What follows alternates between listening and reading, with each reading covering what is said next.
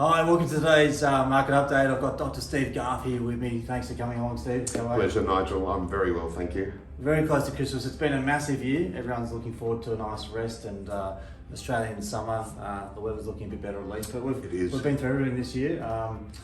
From ups and downs. So give me a bit of an update on really the year we've had and where we're going to finish off the year. Yeah, let's do an end of year review, even though we're only going to go to the end of November. I'm going to start with Australia, Nigel. Now, as everyone knows, it's been a really volatile year in the markets, but you might be surprised to know that Australia's actually finishing with a 2.2% return year to date. So it's a positive return in the Australian market. What? Hey, what? I thought it was down 20% there. What happened? I've been asleep all year. Well, you've been listening to the media. That's your problem, Nigel.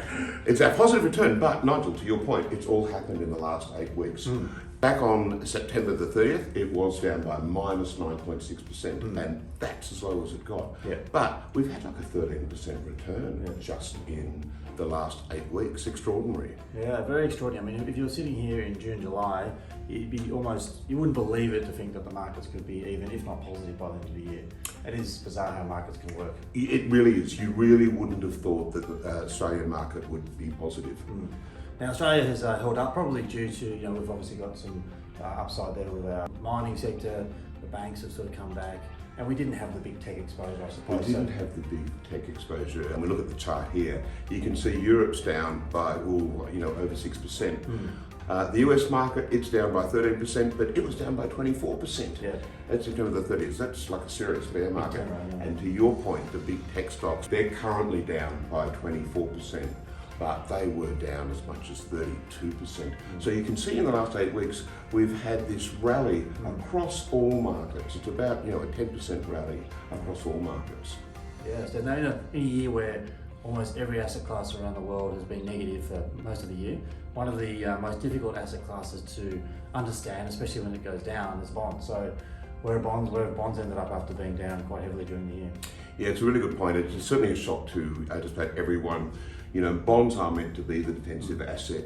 Typically, when equities go down, bonds go up. But with the extraordinary increase in inflation and the consequent increase in interest rates, that's pushed bond prices right down. Now, the good news is the rally we talked about equities over the last few weeks, it's also happening in the bond market. So in the chart you can see now, you can see yields at the start of the year going up and up and up. When yields go up, prices go down. But you can see in the last couple of weeks, it's kind of reached an apex and it's turning, both Australian and US 10-year yields are turning around. So while the numbers there, the year-to-date numbers are not great, it's been a return of just over 2% in the last 8 weeks. A year to forget, perhaps. Luckily, it's not going to close off too bad, but it still hasn't been a fun time for investors. And of course, now everyone can sort of get to the end of the year and hopefully think, well, it hasn't been as bad as it could have been. What are we looking at next year? There's still lots of concerns. Inflation's, in Europe, I think it's over 9%, in Australia, 7%. We're seeing house prices really come off.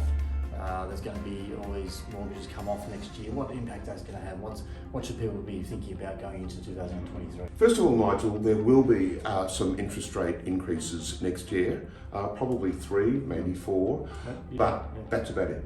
And the markets kind of price that in. The other thing, what they call the terminal rate, what will be the peak interest rate? Markets got a handle on that here in Australia, about 3.85. Might be a bit less, might be a bit more, but it's around that number. Trying to find this terminal rate is causing a lot of market volatility, but the thing is, it's close.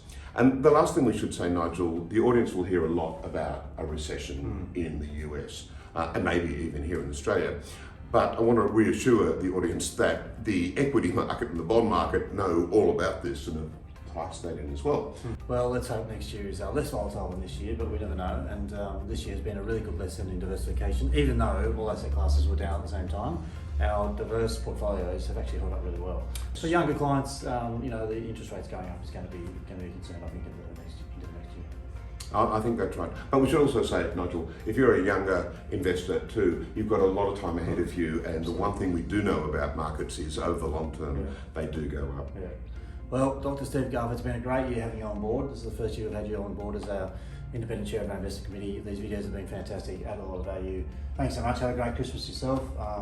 Hope 2023 is a great year for you. Thank you, Nigel, and Merry Christmas to everyone and a great New Year. Great. Thanks.